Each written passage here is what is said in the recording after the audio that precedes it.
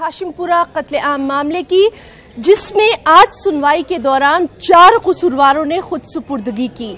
इनके नाम हैं लीलाधर, बंसत बल्लभ, रामबीर सिंह, बुद्धिराम। इन्होंने 30 हजारी कोर्ट में खुद सुपुर्दगी की है और सरेंडर करने वाले तमाम कसूरवारों को जेल भी भेजा गया है। आपको बताएं कि गुज़िश्ता सुनवाई में 30 हजारी कोर्ट ने इनकी खुद सुपुर्दगी न होने पर सख्त एतराज भी जताया था।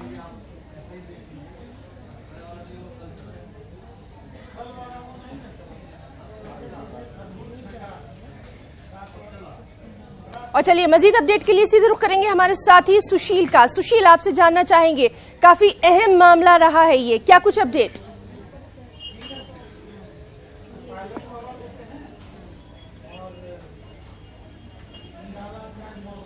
तो नाज़रीन, हम बात करने की कोशिश कर रहे हैं दिल्ली में मौजूद हमारे साथी सुशील से। सुशील, आपसे जानना चाहेंगे, हाशिमपुरा कत्लेआम मामले में क्या कुछ कार्रवाई अभी तक?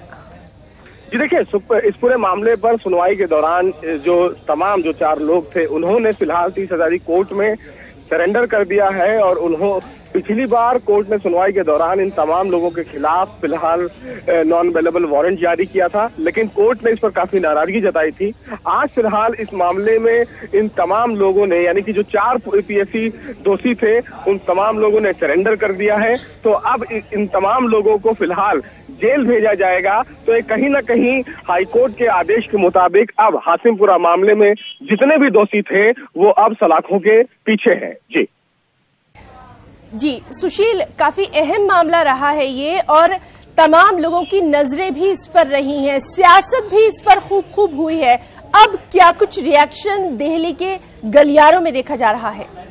जी देखिए, फिलहाल हाशिमपुरा नरसंहार मामला में काफी लंबे समय से मामले की सुनवाई चल रही थी। हाईकोर्ट के आदेश आने के बाद जो तमाम 15 पीएससी जवान थे उनको दोषी करार दिया गया था। कुछ फिलहाल जो पीएससी जवान थे वो फिलहाल सरेंडर नहीं कर रहे थे, जिसके लिए कई बार कोर्ट ने उनको फटकार भी लगाई है। लेकिन काफी फटकार के बाद और पुलिस के इंटरव्यून करने के बाद इस मामले में उन तमाम लोगों को सरेंडर करने का आदेश दिया था। तो फिलहाल कोर्ट में अब उन तमाम लोगों ने सरेंडर कर दिया है। जी सुशील, बहुत बहुत शुक्रिया आपका इस तमाम तर जानकारी के लिए। तो नाज़रीन, ये थे हमारे साथी सुशील, जो कि तमाम तर तफसीलात से वाकिफ करवा रहे थे।